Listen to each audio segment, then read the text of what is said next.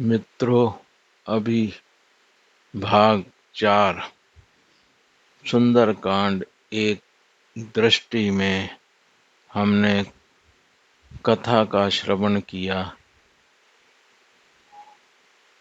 जब विभीषण जी प्रभु राम के पास आए हैं, तब पीछे से रावण ने सुख और इसके एक साथी को विभीषण के क्रियाकलापों को देखने के लिए भेजा है कि कहीं वह लंका के राज न उगल दे। दोनों दूत छद्म में राम जी के शिविर के पास आ गए। उन्होंने वानर रूप धारण कर रखा है। जब वे यहाँ राम जी के शिविर पर पहुँचते हैं, तब उनको सारा वातावरण राममय नजर आता है तथा वे देखते हैं प्रभु विभीषण के साथ मित्रवत व्यवहार कर रहे हैं तथा उन्होंने विभीषण का तिलक कर उसको पहले ही लंका का राज घोषित कर दिया है। प्रभु की इस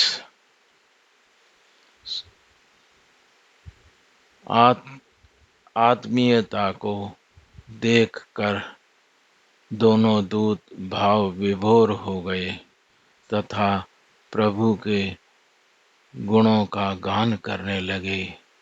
ज्यों ही उनके मुख पर राम का नाम आया, वे निज स्वरूप में आ गए। उनके निज स्वरूप में आते ही वानरों ने देखा, ये तो राक्षस हैं और छद्म वेश में हमारे शिविर में आ गए हैं। उन्होंने उनको घेर कर सुग्रीव के पास ले गए हैं। तब सुग्रीव ने वानरों को कहा, हे वानर वीरों, इन निश्चरों को प्रताड़ित करो और यह पता लगाओ यह किस उद्देश्य से आए हैं तथा इनको वापस लंका अंग भंग करके ही भेजना है। सुग्रीव के वचन सुनकर वानरों ने उनको शिविर के चारों ओर घुमाना शुरू किया तथा विभिन्न प्रकार से वे मारते जा रहे हैं। दूत अपनी रक्षा की भीख मांग रहे हैं। इसी बीच उनको सुग्रीव की बात याद आ गई कि अंग भंग करके इनको लंका भेजना है। तब दूतों ने हाथ जोड़कर उनको भगवान राम की शपथ दी कि अगर उनकी नाक कान काटे गए तो उनको राम की कसम लगे। राम की कसम सुनकर वानर वीर ठिठक गए और वे उनको प्रताड़ित करते हुए शिविर का चक्कर ही लगा रहे थे कि शोर सुनकर लक्ष्मण जी ने उनको अपने पास बुला लिया। सारी बात सुनकर लक्ष्मण जी हंस दिए और दया भाव से उन राक्षसों को छुड़ा दिया तथा उनसे कहा, जाकर रावण से कहना माता सीता को आदर के सहित लौटा दे। इस बारे में लक्ष्मण जी ने उनको एक चिट्ठी भी दी और कहा, सीता जी को वह सम्मान के साथ लौटा दे, वरना समझ ले उसका काल आ गया है। ब्रह्मा विष्णु महेश भी उसकी सहायता नहीं कर सकते अगर उसने माता सीता को नहीं लौटाया। चिट्ठी लेकर दोनों दूत लंका की ओर भाग लिए और राम के गीत गाते जा रहे हैं। लंका पहुंचकर दोनों ने रावण के चरणों में शीश नवाया है। रावण ने हंसकर दोनों की कुशलता और विभीषण का हाल पूछा। फिर भालू बंदरों की सेना के बारे में पूछा है। रावण हंसकर कहता है, भालू और बंदर तो हमारे आहार हैं। विधाता ने इनको बड़े सही समय पर भेजा है। रावण आगे पूछता है, क्या उन तपस्वी भाइयों से तुम्हारी भेंट हुई, या कि वे दोनों मेरे यश और बल को सुनकर वापस चले गए हैं? तब सुक कहता है, ऐसा कुछ भी नहीं है महाराज, जैसा आप समझ रहे हैं। जब आपका भाई रामचंद्र जी से मिला तो उन्होंने उसका राज तिलक कर लंका का राजा घोषित कर दिया। हम रावण के दूत हैं सुनकर वानर सेना हमारी नाक और कान काटने लगी। तब राम की कसम देने पर उन्होंने हमें छोड़ा। आप राम की सेना के बारे में पूछते हैं। ऐसी सेना का वर्णन करोड़ों मुख से भी नहीं किया जा सकता। विभिन्न प्रजातियों के करोड़ों करोड़ बंदर और भालू हैं। उनमें विकटानन अति विशाल और भयंकर है, और जिस वानर ने लंका जलाई थी वो उनमें सबसे छोटा है और कम बलशाली है। असंख्य वानर ऐसे हैं जिनमें असंख्य हाथियों का बल है। द्विंद मयंद नील नल अंगद गद विकटासी दधि मुख केरी निषट सट जामवंत बल राशि। ये सारे सुग्रीव के समान बलशाली हैं और राम की कृपा से इनमें अतुलित बल है, और ये तीनों लोकों को तिनके के समान समझते हैं, ऐसा मैंने सुना है। 18 पदम तो अकेले वानरों के सेनापति ही हैं, और सेना में कोई भी ऐसा एक वानर नहीं है जो आपको न जीत सके। सभी लोग अत्यंत क्रोध में हैं, पर रामचंद्र जी की तरफ से आज्ञा नहीं है। वे कहते हैं, हम समुंदर को मछलियों समेत सुखा देंगे, अन्यथा बड़े बड़े पर्वतों से पाट देंगे। रावण को धूल में मिला देंगे।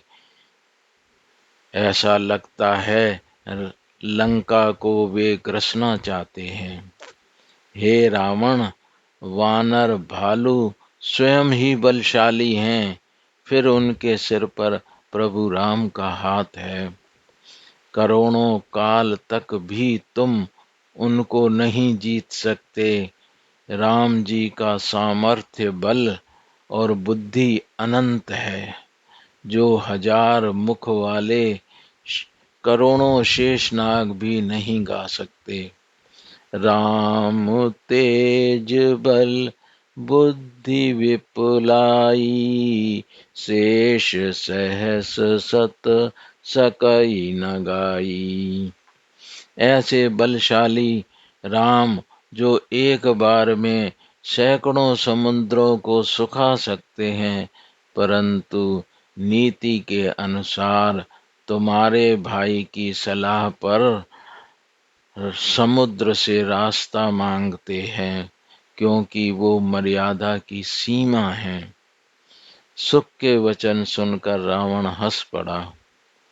ऐसी बुद्धि है, तभी तो वानरों की सेना लेकर आया है। कायरों की तरह समुद्र से भीख मांग रहा है। जिसका मंत्री ही विभीषण सरीखा कमजोर व्यक्ति है, वह क्या कभी युद्ध जीत सकता है? उसके कटु वचन सुनकर शुक ने लक्ष्मण जी की पत्री रावण को दी और कहा, महाराज इसको पढ़ो और खुश हो। रावण ने बाएं हाथ से चिट्ठी ली और सहायक को पढ़ने के लिए दी। लक्ष्मण ने रावण को नसीहत दी है, बातों से मन को मत रिझाओ और बहलाओ और खुश हो। अपने कुल को नष्ट मत कर। राम जी से विरोध करने पर ब्रह्मा विष्णु महेश भी तेरे खिलाफ हो जाएंगे। अपने छोटे भाई की तरह प्रभु की शरण में आ जा। चिट्ठी सुनकर रावण अंदर से सक पका गया है, डर गया है। ऊपर से बनावटी हंसी भरता हुआ बोला, अरे छोटे राम, तू मजाक अच्छा कर लेता है। भूमि पर पड़ा हुआ है और आकाश पकड़ रहा है। सुक रावण को पुनः समझाता है, हे रावण, अभिमान के बस में न आओ। राम सारी सृष्टि के अधिष्ठाता हैं और कोमल स्वभाव के हैं। अगर तुम उनकी शरण में जाओगे तो वह तुम्हें माफ कर देंगे। अति कोमल रघुबीर सुभाऊ, यद्यपि अखिल लोक कर राऊ। सीता जी को राम को वापस कर दीजिए। इतना कहते ही रावण ने उसको लात मारकर भगा दिया। शुक, जो पूर्व जन्म में एक मुनि था, ऋषि अगस्त के शाप की वजह से राक्षस बन गया था, अपने स्वरूप में आ गया और राम जी की कृपा से अपने आश्रम में चला गया। इस प्रकार रावण को भगवान परोक्ष रूप से बहुत समझाते हैं, परंतु काल के वश होने के कारण वह कुछ भी समझने को तैयार नहीं है। वहाँ समुद्र से भी विनती करते हुए भगवान को 3 दिन व्यतीत हो गए। तब भगवान क्रोधित हो गए और बोले, मूर्ख से कभी विनती नहीं करनी चाहिए, वह अकड़ा ही रहेगा। और जो व्यक्ति ममता से ग्रसित है उसे ज्ञान देना व्यर्थ है। इसी प्रकार लोभी व्यक्ति को वैराग्य तथा क्रोधी व्यक्ति को शांति एवं कामी व्यक्ति को हरि कथा कभी नहीं सुनानी चाहिए। ममता रत सन ज्ञान कहानी, अति लोभी सन बिरति बकानी। क्रोधई सम कामई हरि कथा, ऊसर बीज बय फल जथा। यह कहकर प्रभु ने एक तीक्ष्ण बाण समुद्र में फेंका, जिससे समुद्री जीव जलने लगे। तब समुद्र ब्राह्मण के वेश में दौड़ता आया और भगवान से अपनी जड़ता की माफी मांगने लगा। विनती करते हुए बोला, आप जो भी कहेंगे मैं करूँगा। तब भगवान ने पूछा, बताओ वानर सेना किस तरह आपके पार जाए। समुद्र ने हाथ जोड़कर कहा, हे नाथ, नील नल कपि दो भाई, लरकाई ऋषि आशीष पाई।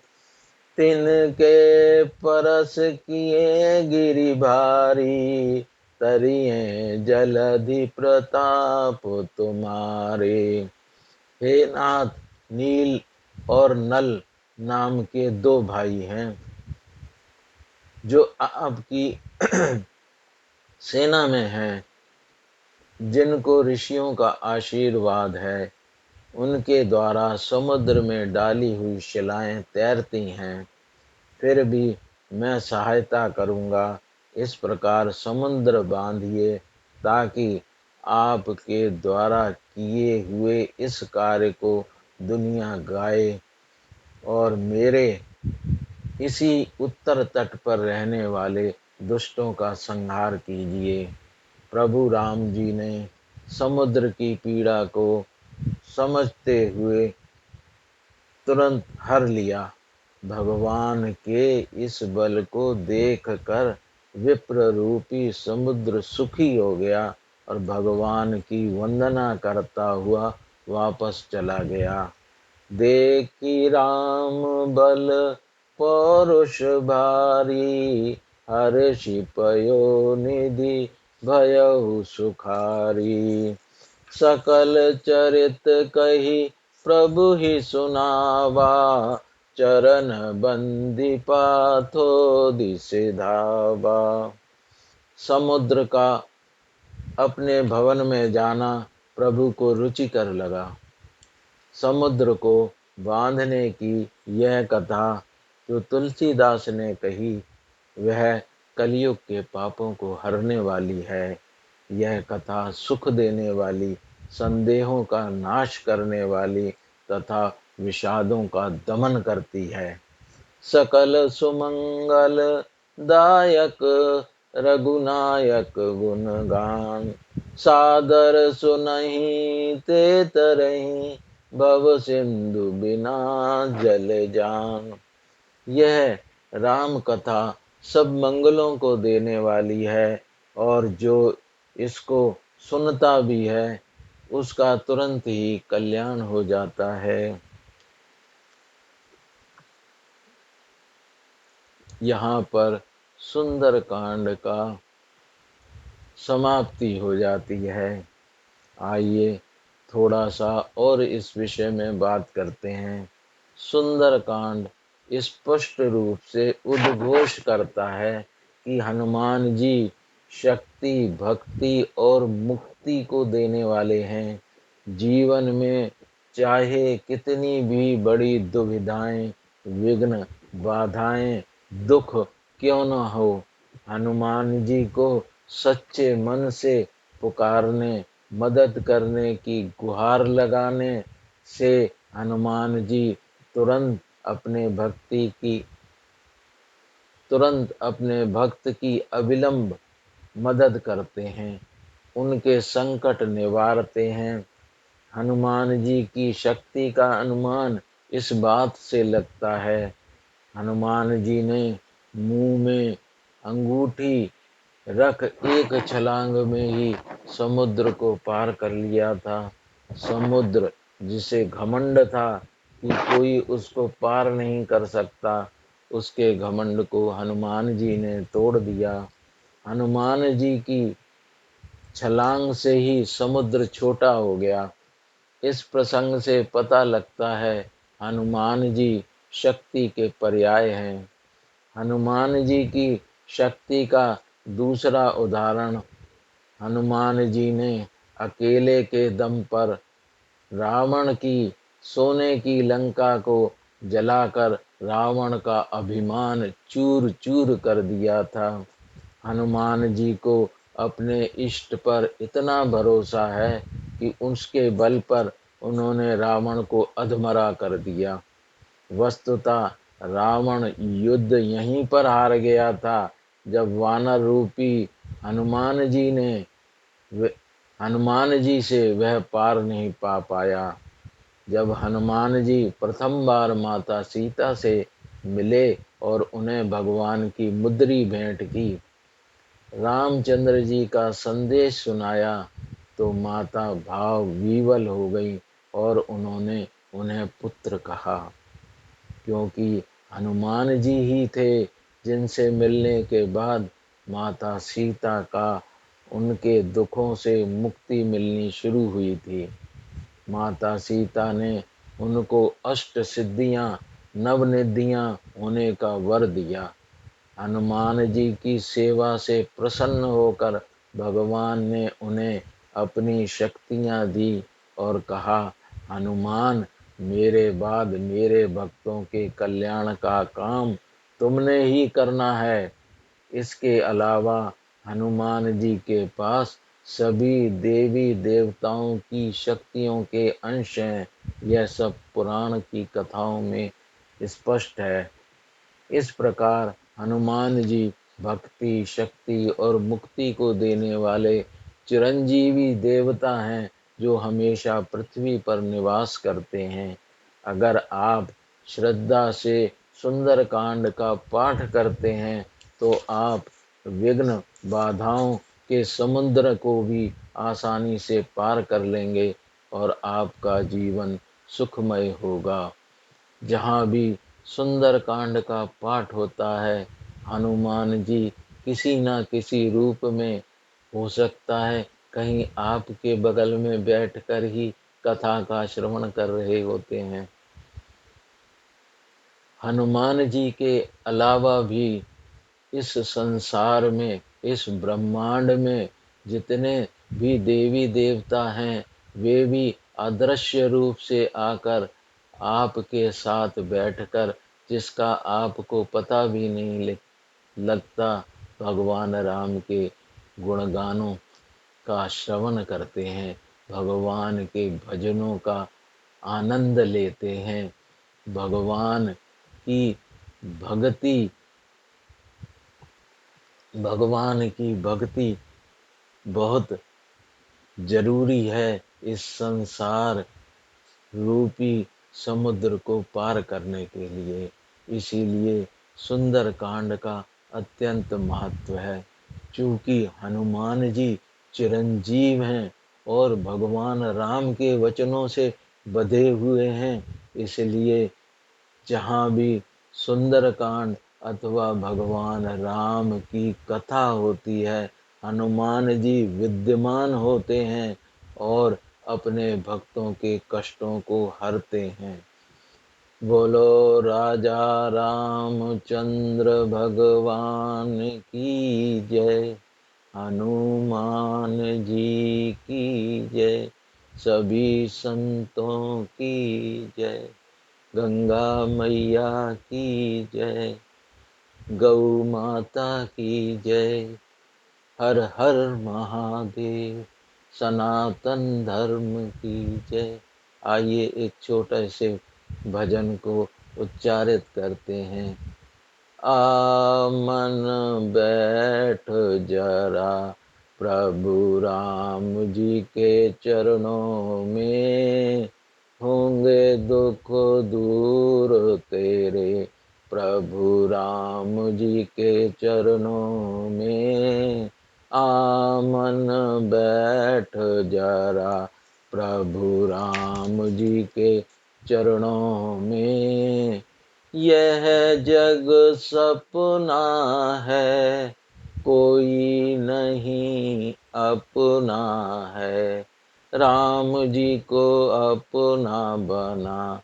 आमन बैठ जरा प्रभु राम जी के चरणों में, होंगे दुख दूर तेरे प्रभु राम जी के चरणों में। सुबह हुई और शाम हुई, जिंदगी यूं ही तमाम हुई, थोड़ा तो समय निकाल, आमन बैठ जरा प्रभु राम जी के चरणों में, होंगे दुख दूर तेरे प्रभु राम जी के चरणों में। पुण्य और पाप समर्पित कर प्रभु राम जी के चरणों में, होगा तेरा उद्धार। आमन बैठ जरा प्रभु राम जी के चरणों में, आमन बैठ जरा प्रभु राम जी के चरणों में। एक नजर करुणा की तुझ पर भी पड़ जाए, होगा तेरा उद्धार। आमन बैठ जरा प्रभु राम जी के चरणों में, होंगे दुख दूर तेरे प्रभु राम जी के चरणों में। बोलो राजा रामचंद्र भगवान की जय।